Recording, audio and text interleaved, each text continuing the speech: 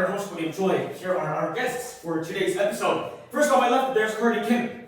Hello guys, I'm pumped to be here. Cardi Kim is a worldly known superstar singer who is very enthusiastic about the field of the environment. And there's renowned scientist Yeseul Cha, who is from MIT. On my right side, there's our writer Suahn Jung. Paul and Texas are prominent environmentalists who look to finish their research paper by next month, which is promised to be a big hit on the economy. Hello guys. Hi. It's such a pleasure to have you amazing college professionals here. We're also elated to be here. We also have a special visitor here today. Not a celebrity, nor the ecologist he is. His name is John Roberts, without an H.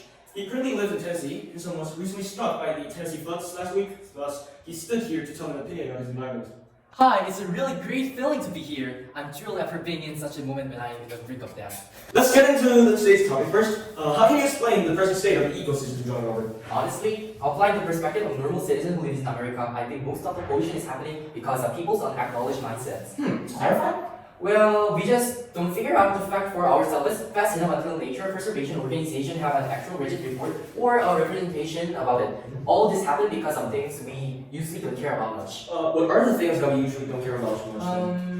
There could be a list of things. First, we're at risk of being completely overtaken by industrial revolutionization. The smoke and air pollution will take over most of the cause of our health problem, especially premature mortality, surpassing dirty water, and lack of medical sanitation. Air pollution concentration rate in some places in Asia already far exceeds the levels. So it doesn't look so good out there, and they look like to deteriorate farther by 2050. Well, I never knew that. On top of that, in 2050, we could be heading for a world that will be more than 3 degrees warmer than 2100. In 5 to 10 years, vast swaths of the planet will be increasingly inhospitable to humans, like Hong Kong, Barcelona, and many others have been desalinating seawater for years.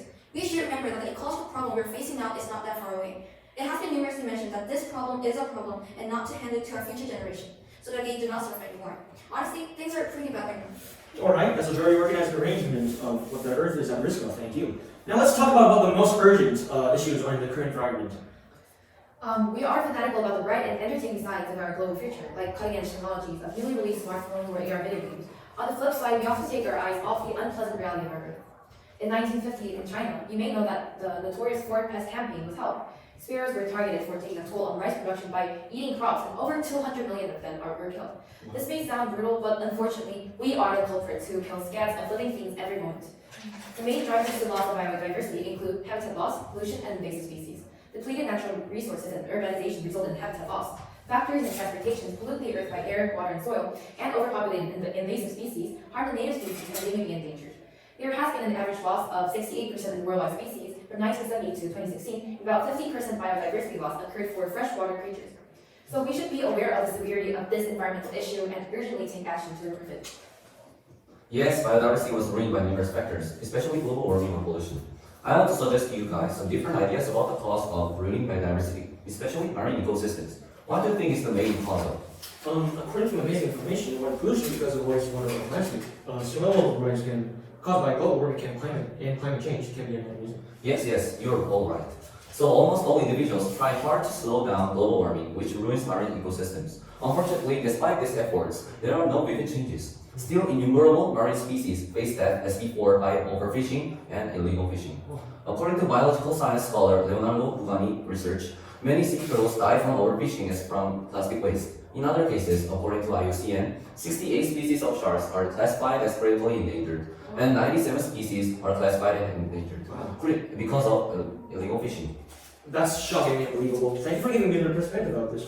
Let's turn our attention to the things that governments and organizations consider doing or think about for biodiversity. I'm sorry, Cardi Kim? In my opinion, the best choice governments can make at this point is to protect the habitats for living creatures.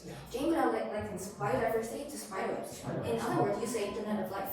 Animal and plant species disappear one by one just as spider webs become weaker when one or two strings of spider webs are disconnected. It creates holes in the Earth's safety net and the balance collapses. Biodiversity provides a safety net responsible for the survival and prosperity for all life on Earth, purifying water and air pollutants. Did you know that Africa and Latin America have the highest biodiversity rate? Well, if you see, it is obvious since they have numerous grassland and national parks. Also, Latin America has the Amazon, where more than 10% of animals and plants others live. However, most of these are indeed continents with most developing countries, and especially Africa with more poorest countries, rely on most primary industry due to the lack of technology and manufacturing based on the natural environment, almost secondary industry. But as we process our thinking, I think that developing our nation while preserving the biodiversity is nearly impossible at this point. So what the governments should try is to develop the nature reserve, even though it will decrease the number of individuals of organisms. However, to be honest, most nature reserves are located in developing countries and became one of the obstacles to development. Surprisingly, most advanced countries also developed the wildland without preservation of land and biodiversity, and it became the fundamental basis to be the advanced countries right now.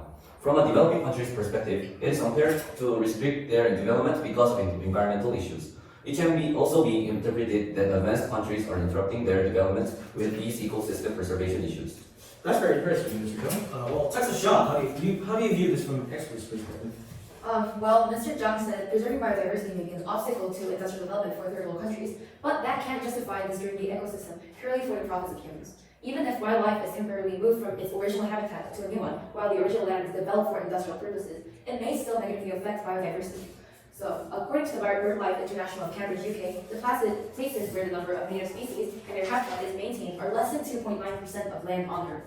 Like this, we should be aware that the present situation of biodiversity is quite an urgent problem. However, being ignorant about these ecological problems when industrialized nations will redound an immense impact on the global ecosystem, in a bad way, of course.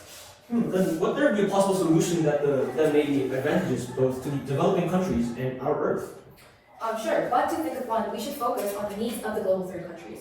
They need technology in the first place. Lack of technology makes them dependent on the primary and secondary industry. And how can it be possible for them to make technological growth while keeping the environment safe? Well, several environmental organizations and advanced countries should support them. First, each advanced country should maximize its financial support to environmental groups belonging to the nation, and the groups should support the developing countries through funds raised by investors and public. Also, the developing nations, also the professional research on how to store the DNA of living species that live in the habitats of the developing nation, and how to provide optimal habitats for the species living there should be progressed. Moreover, dispatch technicians of each advanced country should help the production of necessary resources in developing countries by the mobilization of advanced technology and financial support. This may sound a bit vague for individuals, but it is possible enough on national level. Okay. We've looked at the side where governments and organizations can do for the sake of our Earth and for humanity. Now I'm kind of curious here, Mr. Jung, how can we do to better the situation that we face right now? I think most of our nation's people to know what we need to do for the sake of our lives, not only for the Earth. But I think that's actually what people only think to do and don't act. Do you guys agree? I do. Even we, the scientists, sometimes forget how our actions affect the Earth's environment, and this is such a shame.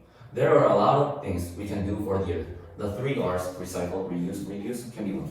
We can donate old clothes or appliances so that we efficiently recycle those used clothes and not waste them, also benefiting others and the environment. It's like killing 2 birds with 1 stone, not to mean to be I absolutely agree with Paul. It's also wise to conduct a program or a campaign that can make almost every person participate to know what they have benefited the world. Even though it's the best we can do at this level of participation, we sure do know that if we keep up this pace and show our dedication to preserving the environment, the results will be visible. Since backyard provide our children and animals with the ground to play and chill, not many plants can grow. So from now on, I'm planning to contribute to the world by planting various types of flowers, trees, vegetables, so we can enlarge our diversity. But from a different perspective, what we call grass might also enlarge biodiversity. So I'm also thinking about leaving the grass open and still trying to plant as many other plants, trees, and flowers as possible. But it doesn't mean that I'm going to leave them alone and so they can grow berries in our garden. Think about it, that's right. That's a very short observation from our crowd. Thanks, John, for the fresh view. Reusing is also a good solution to think about, I think. Well, it has been decreasing lately because of the fast development of e-books, but it still is a lot. We can, of course, recycle them, so they bring better quality sometimes and lower the price down a little bit so both the economy and nature benefit. Now there's reuse as well as smart, right? Yeah, we should be using materials, probably every material reused in both size and quantity. As we know, for example, in potato chips, it's all polypropylene, plastic, oil, nitrogen, and stuff. While these materials may be best for their use, one has to pay more for these packages, which are so expensive. It's just so inefficient. We should immediately stop using overpackaged items that are only for sale, in my opinion. I'm thrilled to hear it, scientists. For me, since we had only invited high-profile singers and comedians to our booth, this was a totally new experience for me today. I was kind of nervous, but it's very relieving that it ended so well. You did great.